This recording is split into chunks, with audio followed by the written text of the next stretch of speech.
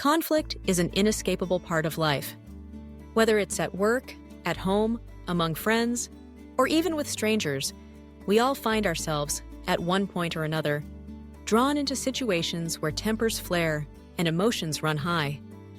These moments can feel overwhelming, like being swept into a current you never meant to swim in. But handling conflict skillfully is a crucial life skill, one that can transform not only your relationships, but your entire approach to life. Imagine yourself in a busy office. Sunlight streaming through the windows, the hum of activity all around. You're focused on your work, determined to meet your deadlines. Suddenly, a colleague storms over, voice tense and eyes flashing. Maybe it's a misunderstanding over a project, a clash in communication styles, or even a simple mistake that's spiraled out of proportion. In that instant, you feel the tension rise, your heart racing, your mind searching for the right response. It's easy in these moments to be swept up by anger, to respond defensively or lash out. But what if instead you paused, took a breath, and chose to respond with intention? The first skill in handling conflict is self-awareness. Conflict is rarely just about the surface issue at hand. Beneath every argument lies a web of emotions: frustration, fear, pride, insecurity. The most effective way to start is by checking in with yourself. Notice your own emotions. Are you feeling defensive, hurt, angry? Pause, and allow yourself a moment to process these feelings without judgment. Recognize that emotions are natural, but they don't have to dictate your actions. This small act of self-awareness can shift your entire approach, allowing you to respond thoughtfully rather than react impulsively. Next comes the art of listening. Truly listening, not just to the words being said, but to the feelings behind them. When someone is upset, their words may come out sharp or accusatory. It's tempting to interrupt, to defend yourself, to correct misunderstandings immediately. But real progress happens when you slow down and listen. Make eye contact, nod to show you're present. Let the other person finish speaking before you respond. Often, just being heard can diffuse much of the tension. It's a simple gesture, but it carries profound power.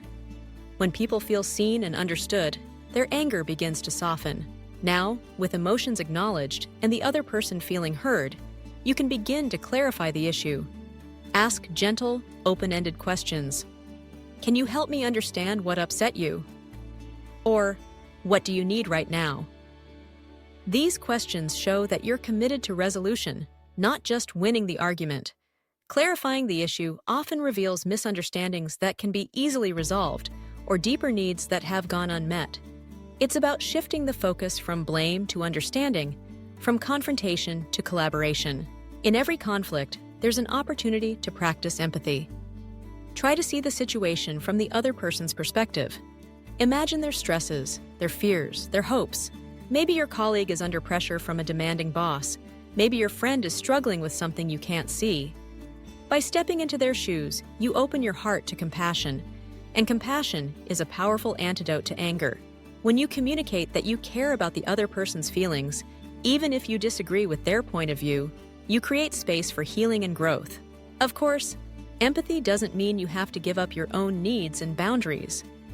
Handling conflict skillfully also means being able to express yourself honestly and respectfully. Use I statements to share your perspective. I felt hurt when, or I'm concerned about. This approach avoids blaming language and keeps the focus on your own experience. It invites dialogue rather than defensiveness. Remember, your feelings are valid too. Resolving conflict is about balancing two sets of needs, not sacrificing your own. Sometimes, despite your best effort, the other person may not be ready to resolve things. They may need time to cool off, or they may be unwilling to engage constructively. In these moments, the skill of patience is vital. Give space when needed. Don't force resolution. Let the other person know you're open to talking when they're ready. Sometimes, time and distance are what's needed for perspective to return. In the heat of conflict, it's easy to forget the bigger picture. Small arguments can feel like monumental battles, but if you step back, you can ask yourself, what really matters here? Is this a fight worth having? Will this matter in a week, a month, or a year? Sometimes the most powerful response is simply to let go, to forgive, to move on, to choose peace over pride. It's important, too, to recognize patterns. If you find yourself repeatedly drawn into the same types of conflicts, it may be a sign to look deeper. Are there recurring misunderstandings? Are boundaries being crossed?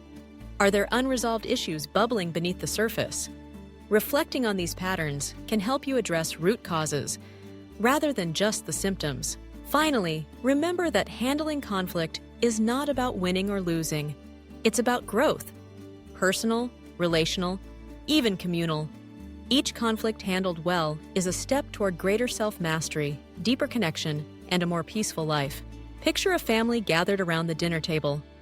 Two siblings begin to argue, voices rising. Instead of letting it escalate, one pauses and says, "I hear you're upset. Can we talk about what's really bothering us?" In that moment, the dynamic shifts. Walls come down. Healing begins. Or imagine a manager who, faced with a disgruntled team member, chooses to listen first, respond calmly, and seek solutions rather than assigning blame. The workplace becomes a space of trust, not tension. We all have the power to be this person, the one who brings calm to chaos, who listens when others shout, who chooses understanding over judgment. It's not always easy. It takes practice, patience, and courage. But every time you choose to handle conflict with skill and compassion, you not only resolve that moment, you plant seeds for stronger, healthier relationships in the future. Conflict is not the enemy. It is a mirror showing us where we can grow, where we need to heal, and how we can connect more deeply. By mastering the skill of handling conflict, you don't just transform arguments, you transform lives, starting with your own.